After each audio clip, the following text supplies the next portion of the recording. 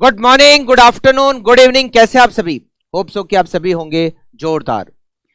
Capital structure chapter में अभी तक हम 2 क्लास कंप्लीट कर चुके हैं, जिसमें हमने पहले 3 टॉपिक कंप्लीट किए। सबसे पहले हमने कंप्लीट किया ऑल्टरनेटिव फाइनेंसिंग प्लान को, सेकंड हमने कंप्लीट किया इंडिफरेंस पॉइंट ईबीआईटी को, और थर्ड पॉइंट हमने कंप्लीट किया फाइनेंशियल ब्रेक इवन पॉइंट को। आज हम सबसे लास्ट टॉपिक को डिस्कस करने वाले हैं और वो टॉपिक है डिफरेंट अप्रोचेस। एक कंपनी अपनी कैपिटल को 2 डिफरेंट टाइप के सोर्सेज से अरेंज कर सकती है। पहला सोर्स होता है इक्विटी और दूसरा सोर्स होता है डेब्ट। इक्विटी में इक्विटी शेयर होते हैं, प्रेफरेंस शेयर होते हैं। डेब्ट में डिबेंचर होता है, लोन होता है। एक कंपनी को अपनी कैपिटल किस सोर्स से ज्यादा यूज करनी चाहिए और किस सोर्स का यूज नहीं करना चाहिए, इन सब के बारे में कुछ अप्रोचेस दे रखी है। कौन कौन सी अप्रोचेस दे रखी है, कितनी अप्रोचेस दे रखी है? सबसे पहले तो उन सारे अप्रोचेस के नाम लिख लेते हैं। उन अप्रोचेस के अंदर कुछ जनरल एजम्पशंस है, वो सारी जनरल एजम्पशंस हम नोट कर लेते हैं एंड देन हम एक एक एजम्पशन के बारे में पढ़ना स्टार्ट करेंगे कि किस एजम्पशन में हमें क्या दे रखा है। चलिए, सबसे पहले डिफरेंट अप्रोचेस आप हेडिंग लगा लीजिए, और डिफरेंट अप्रोचेस में हमारे पास टोटल 4 अप्रोच है। उन सारी 4 अप्रोच के आप नाम लिख लीजिए और फिर हम स्टार्ट करते हैं 1 बाय 1 एक एक अप्रोच को डिस्कस करना। Different approaches, approach number 1, different approaches. First approach का नाम है नेट इनकम अप्रोच। जो पहली अप्रोच है उसका नाम है नेट इनकम अप्रोच। इसको शॉर्ट में एनआई अप्रोच भी कहते हैं। नेट इनकम अप्रोच मतलब NI approach. Second approach net operating income approach. Net operating income approach, इसको शॉर्ट में एनओआई अप्रोच भी कहते हैं। Third approach MM approach. MM approach third approach. और लास्ट अप्रोच है ट्रेडिशनल अप्रोच। ये हमें टोटल 4 अप्रोचेस दे रखी है। सबसे पहले हम स्टार्ट करते हैं फर्स्ट अप्रोच, बट उनसे पहले ये जो 4 अप्रोचेस है इनमें कुछ जनरल एजम्पशंस है। सबसे पहले वो सारी जनरल एजम्पशन डिस्कस कर लेते हैं एंड देन हम 1 बाय 1 एक एक अप्रोच से डिस्कस करना स्टार्ट करेंगे। सबसे पहले जनरल एजम्पशन आप नोट कीजिए। General assumptions. First general assumption, पहली जनरल एजम्पशन हमें दे रखी है only 2 source of finance. Only 2 source of finance, equity, share and डेब्ट। सबसे पहली जनरल एजम्पशन है केवल 2 ही सोर्स होते हैं फंड को अरेंज करने का। पहला सोर्स होता है इक्विटी शेयर और दूसरा सोर्स होता है डेब्ट। हाँ, डेब्ट में डिबेंचर हो सकते हैं, लोन हो सकता है। इसका मतलब ये हो गया कि इन अप्रोचेज में हमें ये दे रखा है कि प्रेफरेंस शेयर होते ही नहीं है। प्रेफरेंस शेयर एग्जिस्टेंस में ही नहीं होते। केवल आप अपना फंड अरेंज करोगे या तो इक्विटी शेयर से अरेंज करोगे या फिर आप अरेंज करोगे उसको डेब्ट से। Second, no retained earning. हम जितना भी प्रॉफिट अर्न करते हैं वो सारा का सारा डिस्ट्रीब्यूट कर देते हैं। 100% प्रॉफिट आर डिस्ट्रीब्यूटेड। पूरा का पूरा प्रॉफिट डिस्ट्रीब्यूट कर देते हैं। Reserve and surplus 0। ऐसा इन अप्रोचेज में एजम्पशन दे रखा है। थर्ड, कॉस्ट ऑफ इक्विटी, जिसको हम शॉर्ट में कहते हैं केई, always higher than cost of डेब्ट। डेब्ट की कॉस्ट मतलब लोन की कॉस्ट और डिबेंचर की कॉस्ट से हमेशा ज्यादा होती है इक्विटी शेयर की कॉस्ट। इक्विटी महंगा सोर्स है और डेब्ट चीप सोर्स है, सस्ता सोर्स है। Fourth, tax, no tax, income tax होता ही नहीं है, नो टैक्स। बट जो एमएम अप्रोच दे रखी है उस अप्रोच को दो तरीके से दिया हुआ है, इनकम टैक्स नहीं होता और इनकम टैक्स होता है, दो तरीके से वो एमएम अप्रोच को दे रखा है। तो no tax fourth assumption. Fifth, optimum capital structure कौन सा स्ट्रक्चर होता है, मतलब कौन सा बेस्ट कैपिटल स्ट्रक्चर होता है। Optimum capital structure means capital structure at which market value of firm is maximum or overall cost of capital is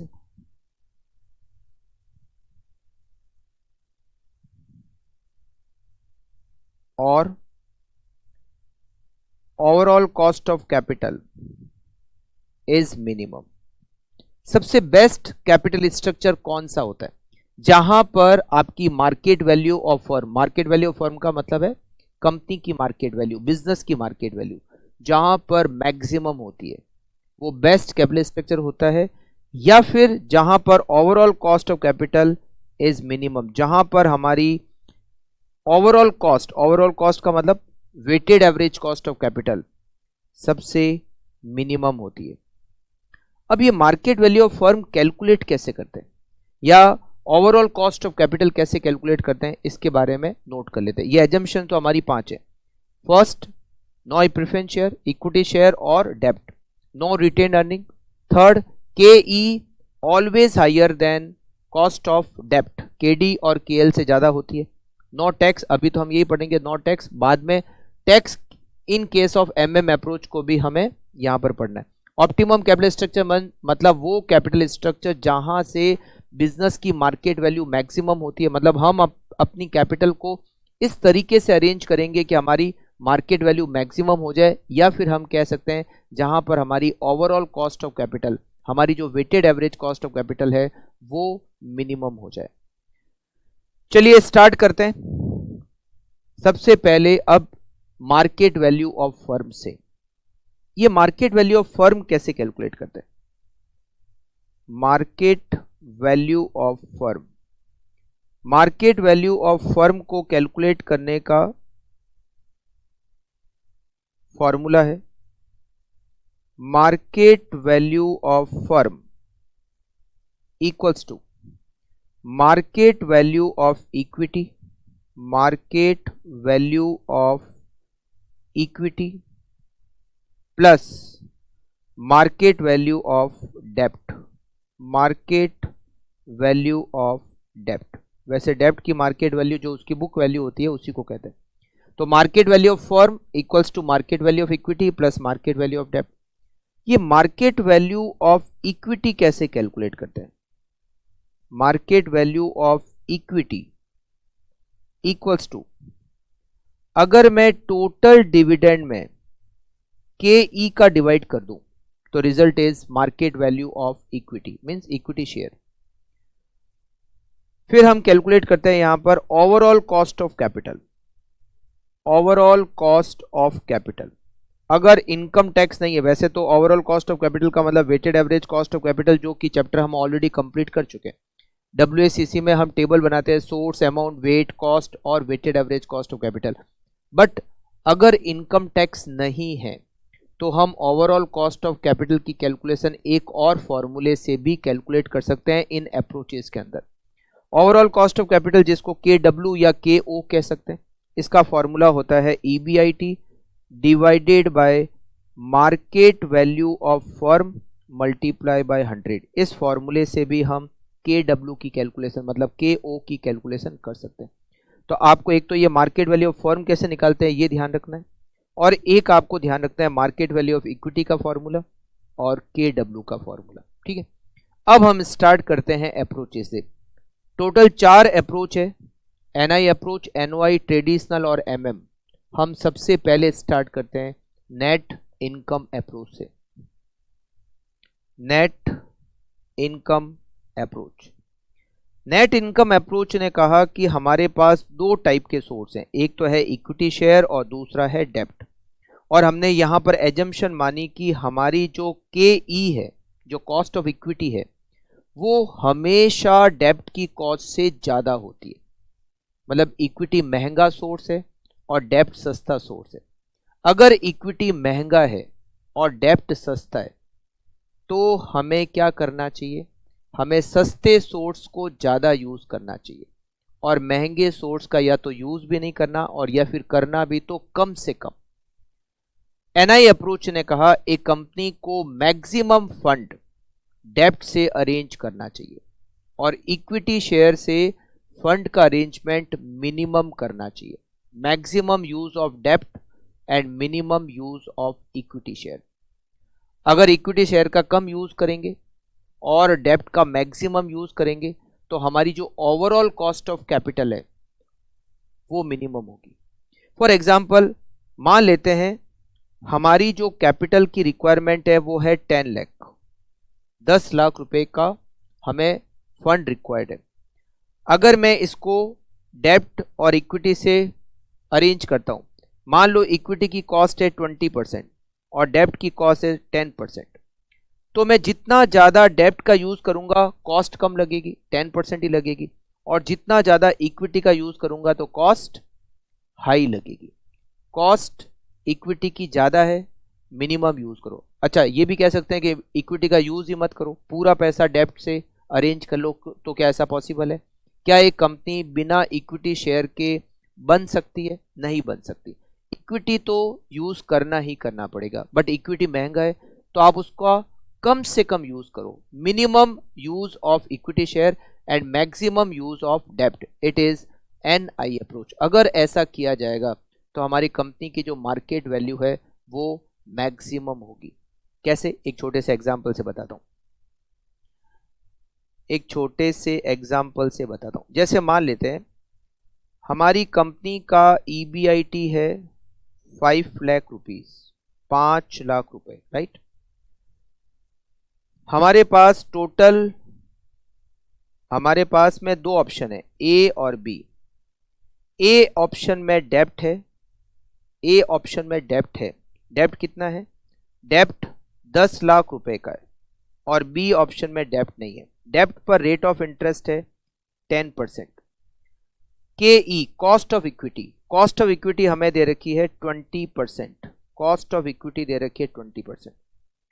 अब हमने जैसा यहां पर कहा B में डेब्ट नहीं है, B डेब्ट का यूज नहीं करती, मगर A में डेब्ट का यूज कर रहे हैं। अगर हम A ऑप्शन का यूज करेंगे तो वहां हमारी कंपनी की मार्केट वैल्यू मैक्सिमम होगी। अगर हम B का यूज करेंगे तो मार्केट वैल्यू कम आएगी और ओवरऑल कॉस्ट ऑफ कैपिटल ज्यादा आएगी। कैसे? इसको चेक करते हैं। देखो कैसे मार्केट वैल्यू फॉर्म निकालते हैं। यहां पर लेते हैं A और B। सबसे पहले लिखते हैं EBIT। EBIT कितना है? EBIT है हमारा 5 लाख रुपीज। EBIT 5 लाख। इसमें से माइनस करता हूं मैं इंटरेस्ट। A सिचुएशन में इंटरेस्ट है 10 लाख रुपीज, उस पर 10% डेब्ट, 1 लाख रुपए का इंटरेस्ट हो गया। मगर B में लोन नहीं है तो इंटरेस्ट भी नहीं है। क्या मिला मुझे? अर्निंग बिफोर टैक्स कितना मिला? 4 लाख, और यहां पर 5 लाख। क्या टैक्स है? नहीं है। तो ये जो अर्निंग बिफोर टैक्स है ये अमाउंट हो गया हमारा अर्निंग आफ्टर टैक्स, मतलब नेट प्रॉफिट, क्योंकि टैक्स नहीं है, टैक्स 0 है। अच्छा, हमने यहाँ पर एक एजम्पशन ली कि जितना भी प्रॉफिट हमें मिलता है वो पूरा का पूरा डिस्ट्रीब्यूट कर देते हैं, मतलब हम कुछ भी प्रॉफिट को रिटेन नहीं करते, नो रिटेन अर्निंग। तो ये जो अर्निंग बिफोर टैक्स है, मतलब EBIT में से इंटरेस्ट देने के बाद जो भी बचा हुआ प्रॉफिट है वो हमारा हो गया डिविडेंड। EBIT में से इंटरेस्ट दिया, आगे टैक्स नहीं और कुछ रिटेन करना नहीं है, तो जितना भी प्रॉफिट मिला वो सारा का सारा डिस्ट्रीब्यूट कर दिया। तो ये जो ईबीआईटी में से इंटरेस्ट माइनस करने के बाद का जो अमाउंट है उसको हम कहते हैं डिविडेंड। ये हमारा डिविडेंड हो गया। अगर मैं डिविडेंड में के ई का डिवाइड करूं तो मुझे मार्केट वैल्यू ऑफ शेयर्स मिल जाएगी।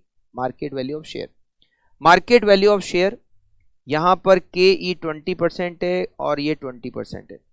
4 लाख में अगर मैं 20% का डिवाइड करता हूं तो मुझे ए की market value of share 20 lakh और बी की market value of share 25 lakh मिल जाएगी। इसमें मैं ऐड करूंगा डेप्ट की मार्केट वैल्यू।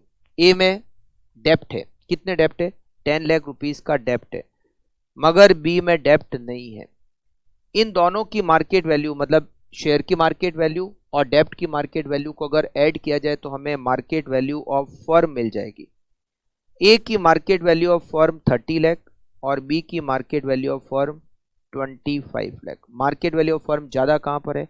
ए में ज्यादा है, बी में कम है।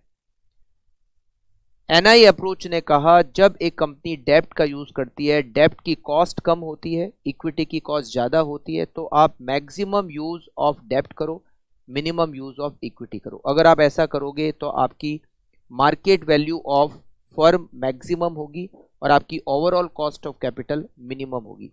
अगर मैं यहां पर के डब्ल्यू कैलकुलेट करता हूं, मतलब ओवरऑल कॉस्ट ऑफ कैपिटल, के डब्ल्यू का फॉर्मूला मैंने अभी आपको बताया, EBIT divided by market value of firm multiply by 100।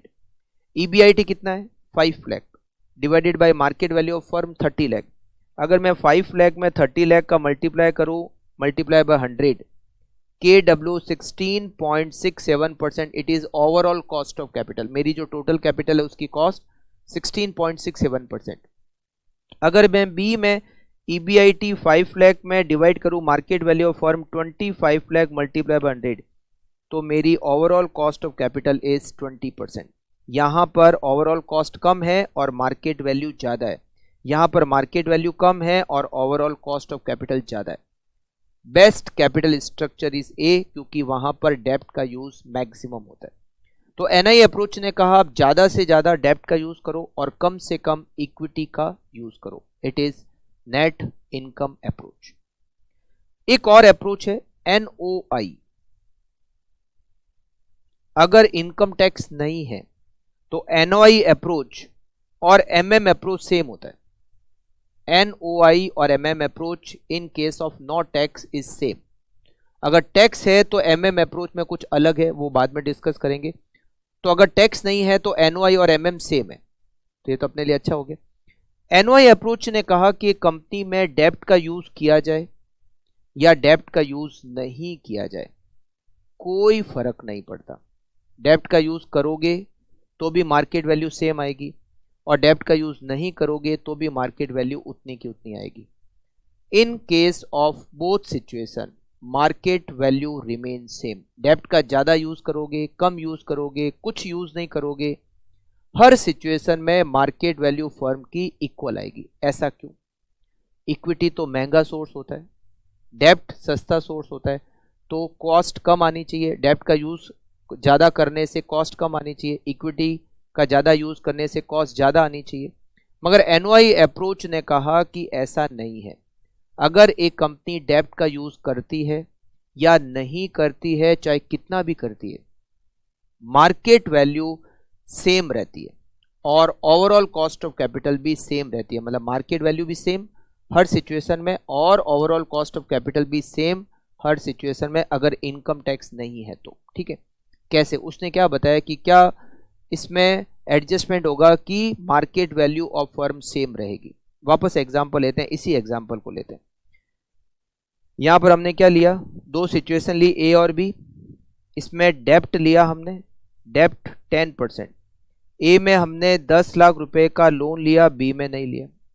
Cost of equity, cost of equity के ई, जहां पर लोन नहीं है वहां की कॉस्ट ऑफ इक्विटी मान लेते हैं 20% है। जहां लोन नहीं है वहां की के ई को हम एज्यूम कर लेते हैं इट इज 20%, राइट। EBIT कितना है हमारा? हमारा EBIT है ₹5 लाख। अब आप बिल्कुल ध्यान से समझना कि क्या बताया NOI अप्रोच ने। NOI अप्रोच ने कहा कि ए और बी इन दोनों ही सिचुएशन में मार्केट वैल्यू सेम आएगी। कैसे? EBIT EBIT 5 लाख और बी में भी EBIT 5 लाख। इसमें से हम माइनस करेंगे इंटरेस्ट को। ए में इंटरेस्ट है, कितना इंटरेस्ट है? ए में 10 लाख रुपीस का डेप्ट है, रेट ऑफ इंटरेस्ट 10% है, तो यहां पर इंटरेस्ट का अमाउंट हो गया 1 लाख रुपए, जबकि बी में इंटरेस्ट नहीं है। EBIT में से इंटरेस्ट माइनस करने के बाद जो रिजल्ट आता है उसको हम कहते हैं डिविडेंड, क्योंकि आगे टैक्स भी नहीं है और हमें रिटेन्ड अर्निंग भी नहीं करना है। तो in case of A 4 lakh dividend, in case of B 5 lakh rupees dividend. इसमें हम डिवाइड करते हैं के ई का। के ई जहां पर लोन नहीं है वहां पर के ई 20% है। तो एक काम करते हैं, के ई जहां लोन नहीं है वहां पर कितने 20%, ये 20% हम बी में लिख देते हैं। अब हम बी की market value of share calculate करते हैं। 5 lakh divided bye 20%, it is 25 lakh, 25 lakh रुपए। इसमें ऐड करते हैं डेप्ट को। डेप्ट यहां पर है ही नहीं, निल, तो हमें मिल जाएगी market value of firm. Market value of firm, B की market value of firm 25 lakh. अब एनओआई अप्रोच का ये मानना था कि अगर बी की मार्केट वैल्यू जहां पर लोन नहीं है, हम यहां पर बी को कहेंगे अनलीवर्ड फर्म। अनलीवर्ड फर्म का मतलब जो डेप्ट का यूज नहीं करती।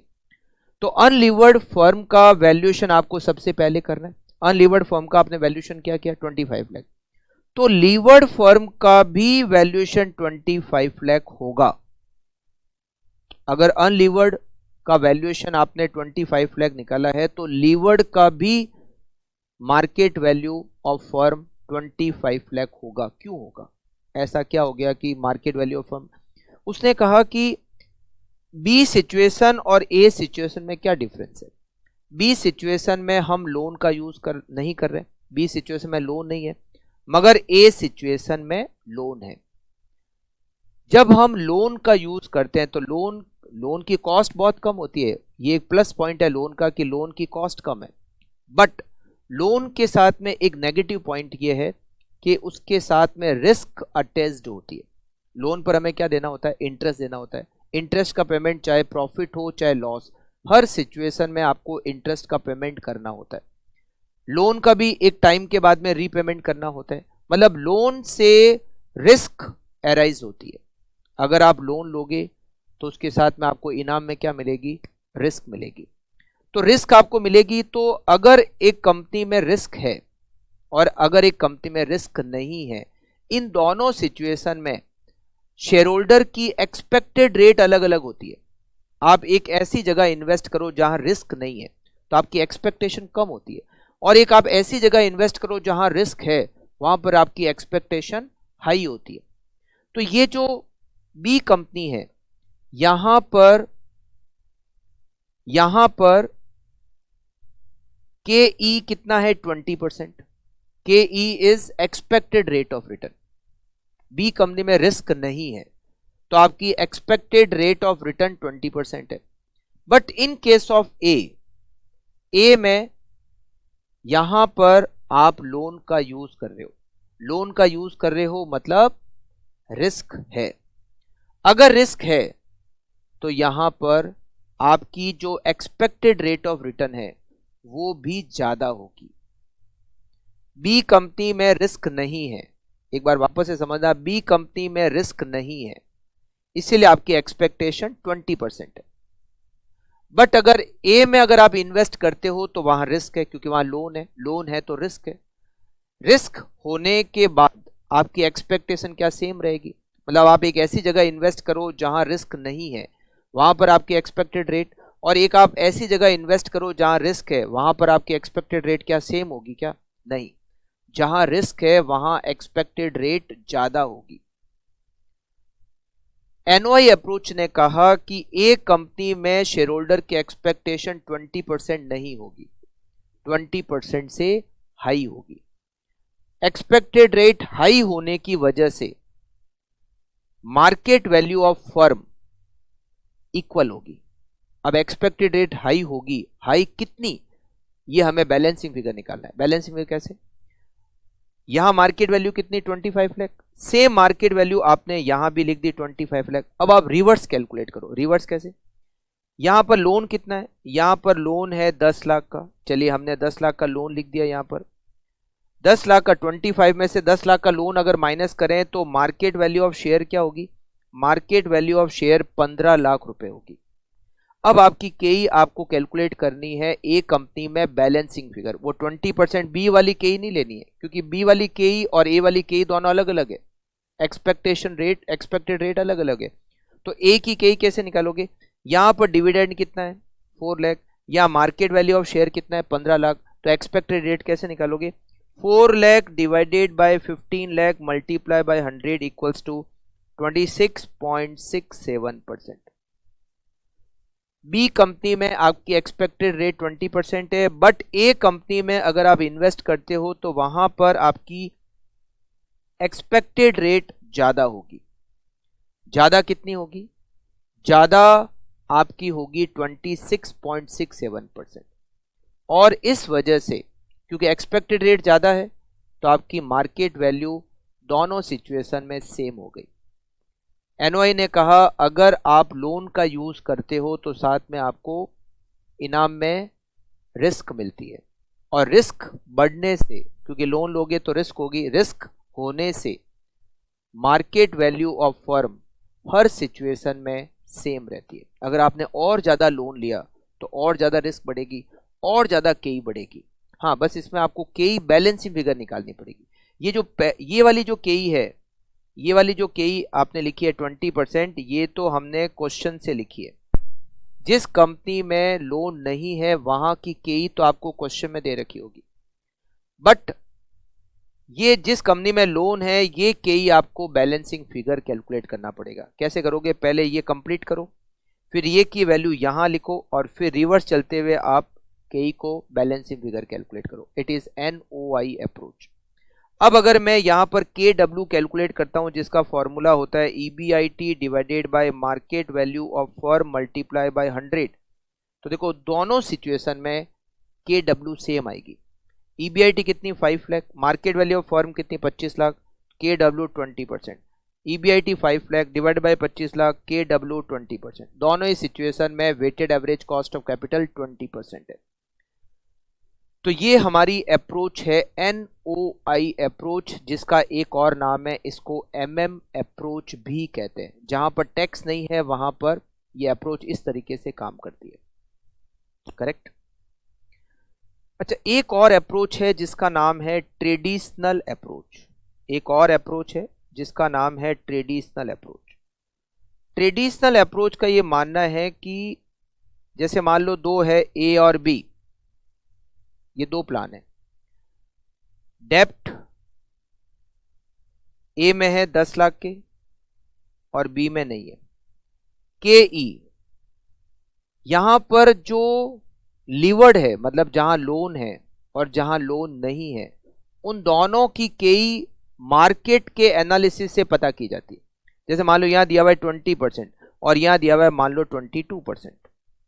यहां पर रेट केई ज्यादा है, मगर ये केई हमने बैलेंसिंग फिगर जैसे एनवाई से होती है वो कैलकुलेट नहीं करेगी। ये केई क्वेश्चन में दे रखी है आपको कि यहाँ की केई 22% है, और आपको ईबीआईटी दे रखा है सपोज 5 लाख रुपीज। अब कहते हैं आप बताओ कौन सा प्लान बेटर है, ए और बी।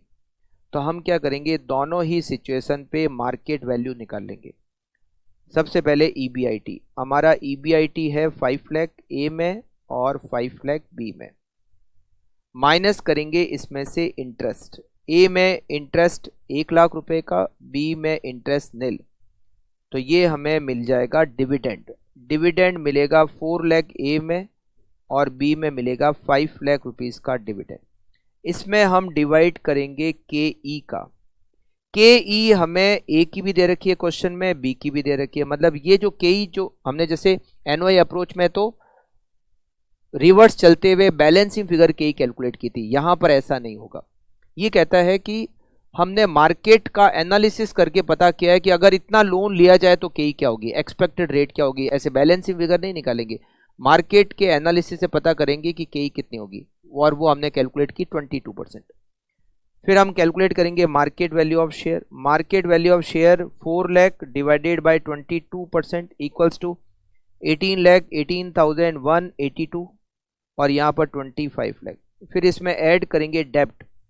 यहाँ पर ए में डेप्ट है हमारा 10 लाख और बी में डेप्ट है नील, तो मार्केट वैल्यू ऑफ फर्म 28,18,182 और यहाँ पर 25 लाख।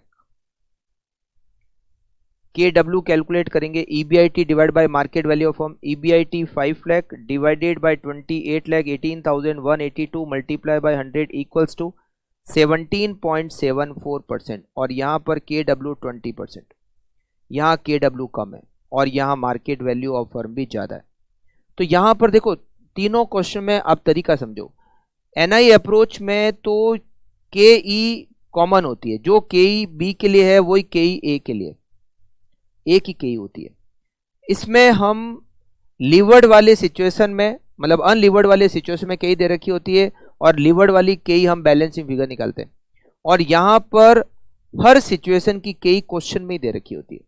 आपको simple market value of firm calculate करना है और के डब्ल्यू कैलकुलेट करना है। जहां market value of firm maximum और के डब्ल्यू मिनिमम, हम उस ऑप्शन को एक्सेप्ट करते हैं। करेक्ट, वो हमारा बेस्ट मतलब ऑप्टिमम कैपिटल स्ट्रक्चर होता है। देखते हैं question number 1। Question number 1 NI और एमएम अप्रोच से करना है। एनआई और एमएम, टैक्स नहीं है तो एमएम और एनओआई इज सेम। ईबीआईटी आपको दे रखा है 5 लाख। अब यहाँ 4 सिचुएशन दे रखी है, डेप्ट नील, डेप्ट 5 लाख, डेप्ट 10 लाख और डेप्ट 20 लाख। इक्विटी कैपिटलाइजेशन रेट के ई दे रखी है 20%।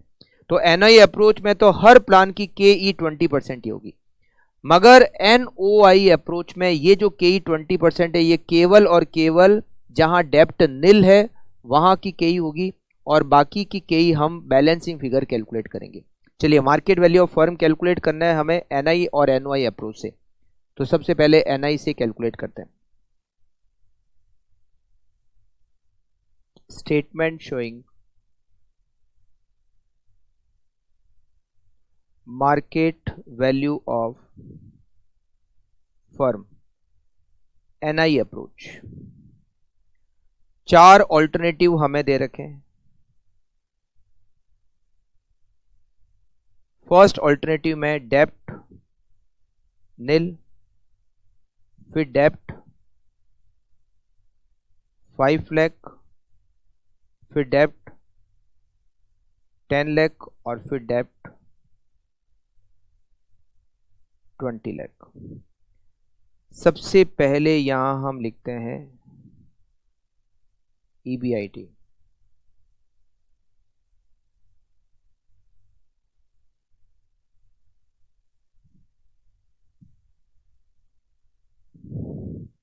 ईबीआईटी ईबीआईटी हमें दे रखा है 5 lakh. EBIT 5 lakh.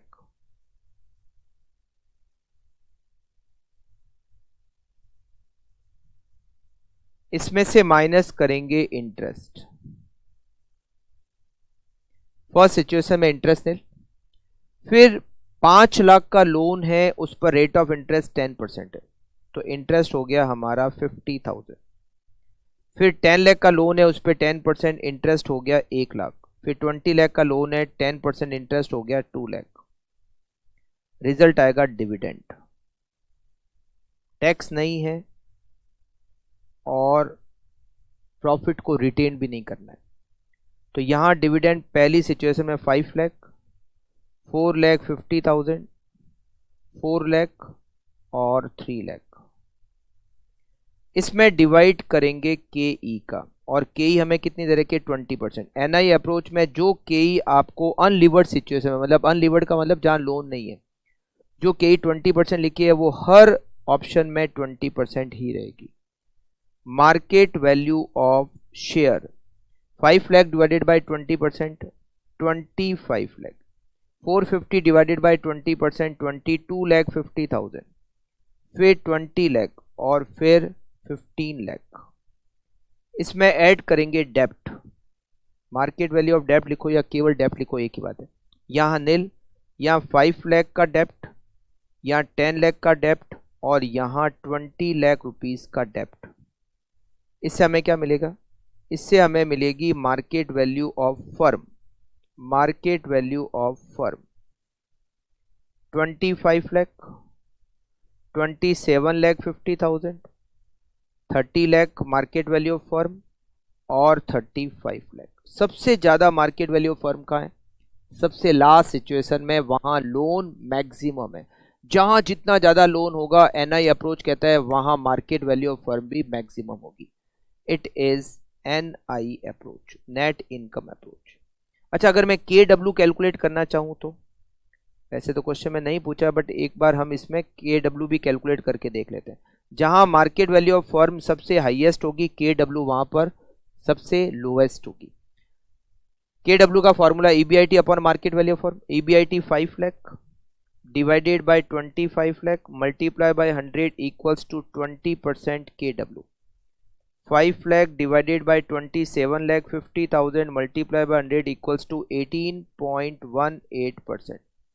5 lakh divided by 30 lakh multiply by 100 equals to 16.67% and 5 lakh divided by 35 lakh multiply by 100 14.29%। सबसे कम ओवरऑल कॉस्ट 14.29, जहां पर लोन सबसे ज्यादा है। तो एनआई अप्रोच ने कहा maximum use of loan, minimum use of equity.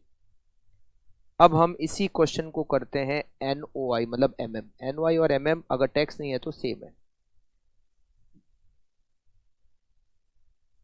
Statement showing market value of firm, MM approach.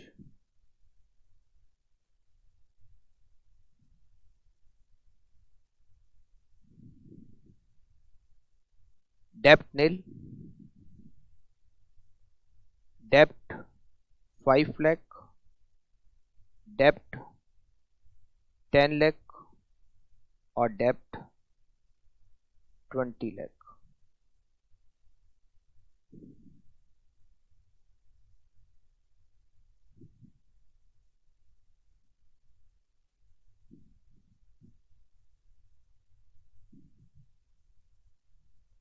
सबसे पहले EBIT। EBIT हमें यहां दे रखी है 5 लाख, 5 लाख EBIT। इसमें से हम माइनस करेंगे इंटरेस्ट। नील 50,000, 1 लाख और 2 लाख। डिविडेंड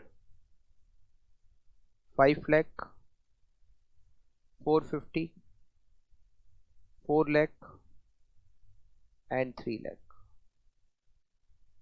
डिवाइड करेंगे केई का। अच्छा, एनओआई अप्रोच में क्या करेंगे, जो केई क्वेश्चन में दे रखी है वो नॉन लीवर्ड कंपनी के लिए, मतलब जो जिस कंपनी में लिवरेज का यूज नहीं होता, मतलब डेप्ट का यूज नहीं, तो अनलीवर्ड जो कंपनी है, फर्स्ट सिचुएशन जहां डेप्ट नहीं ले, वहां लिखेंगे 20%। पहले अब इसका वैल्यूएशन करो, मार्केट वैल्यू ऑफ शेयर। ये जो क्वेश्चन में आपको कई दे रखी है वो अनलीवर्ड कंपनी की दे रखी है। ये कितना हो गया मार्केट वैल्यू शेयर 25 लाख। इसमें डेप्ट को जोड़ो विच इज नील, तो हमें क्या मिल जाएगी market value of firm. Market value of firm मिलेगी 25 लाख, 25 लाख। अब जो मार्केट वैल्यू ऑफ फर्म डेप्ट नील पर है, same market value of firm डेप्ट 5 लाख पे भी, डेप्ट 10 लाख पे भी और डेप्ट 20 लाख पे भी। अब रिवर्स चलते हुए आपको के ही निकालनी। 25 लाख में से 5 लाख माइनस किया तो ये हो गया 20 लाख, और 4,50,000 में डिवाइड करेंगे 20 लाख का, मल्टीप्लाई बाय 100 तो यह आएगा 22.5%। 25 लाख में यहाँ 10 लाख, 25 में से 10 माइनस किया तो 15 लाख, और 4 लाख में अगर मैं 15 का डिवाइड करूँ मल्टीप्लाई बाय 100 इट इज़ 26.67%। यहाँ 25 लाख, 20 लाख का लोन तो ये हो गया 5 लाख, 3 लाख डिवाइडेड बाय 5 लाख करेंगे तो ये होगा 60%। जैसे जैसे लोन बढ़ता जा रहा है के बढ़ती जा रही है। हम यहाँ पर KW भी निकाल सकते हैं जो कि हर सिचुएशन में सेम होगी। EBIT divided by market value of firm multiply by 100। Her option में EBIT सेम है, मार्केट वैल्यू ऑफ फर्म भी सेम है, तो KW भी सेम होगी 20%, एंड इट इज NOI या फिर कह सकते हैं MM अप्रोच। ये आप लोग कंप्लीट कर लीजिए।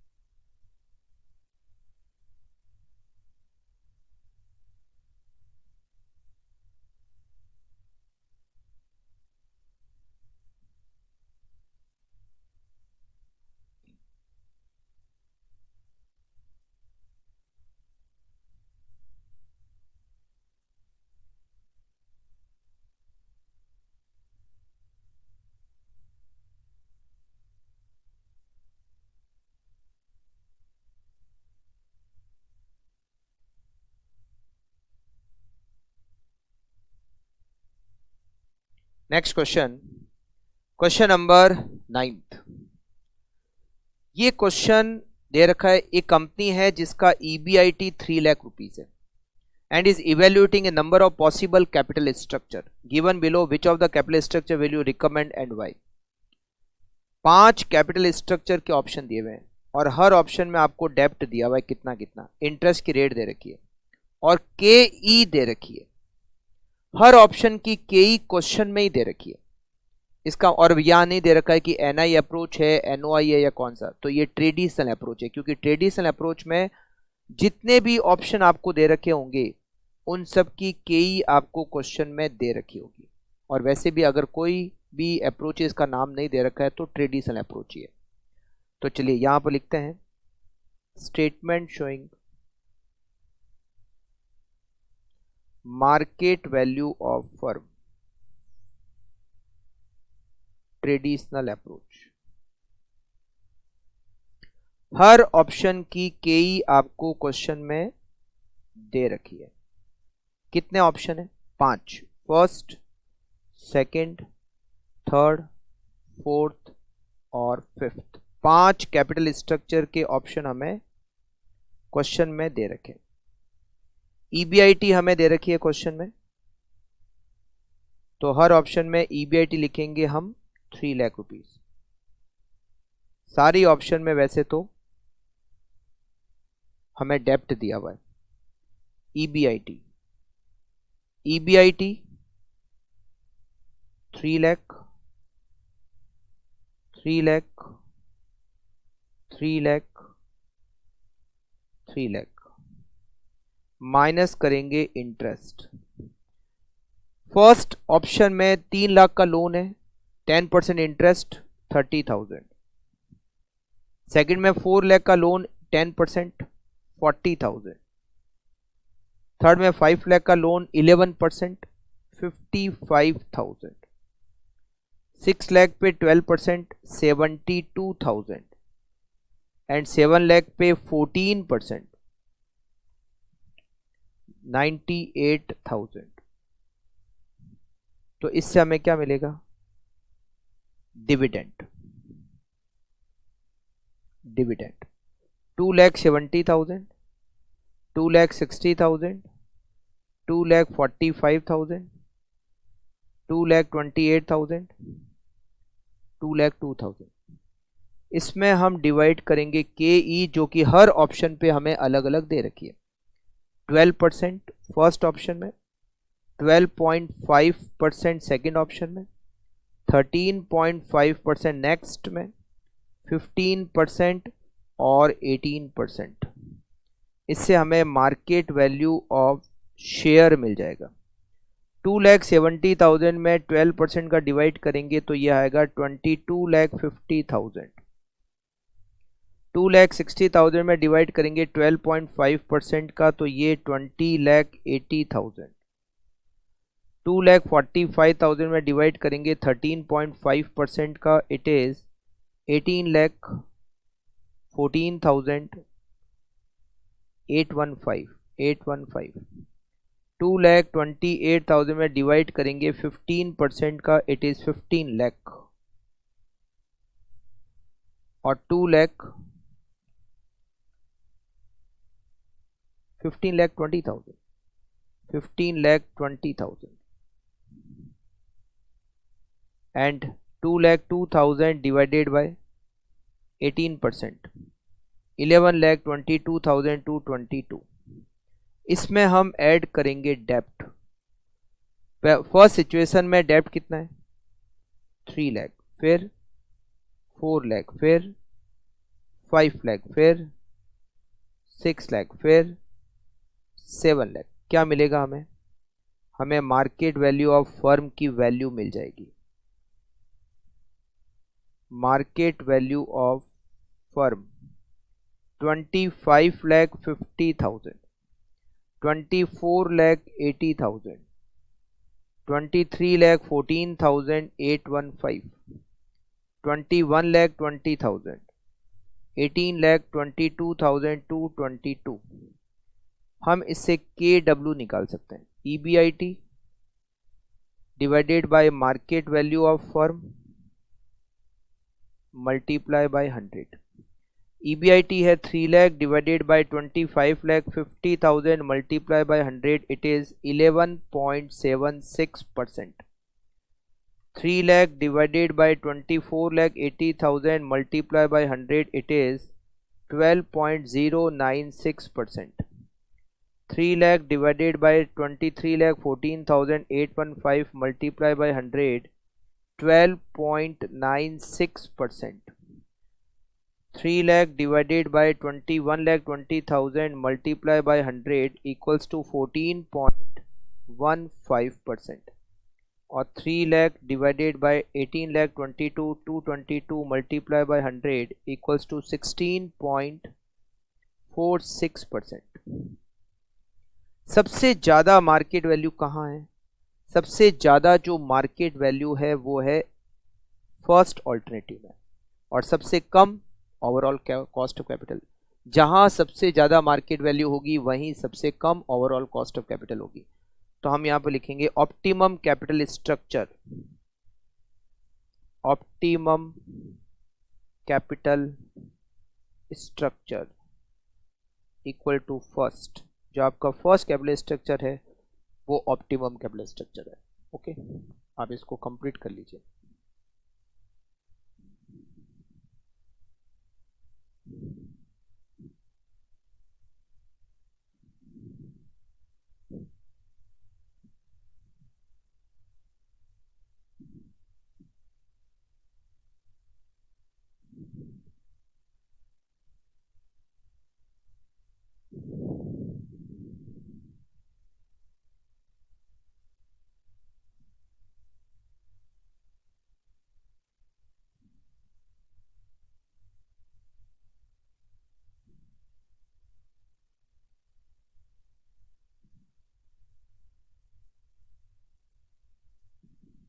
ओके, तो आज की क्लास को हम यहीं पर एंड करते हैं। अभी तक इसमें कुछ क्वेश्चन बाकी हैं और मिलते हैं नेक्स्ट क्लास में, जिसमें हम जो पेंडिंग पोर्शन है इस चैप्टर का वो कंप्लीट करेंगे। मिलते हैं नेक्स्ट क्लास में। Okay, thank you, take care.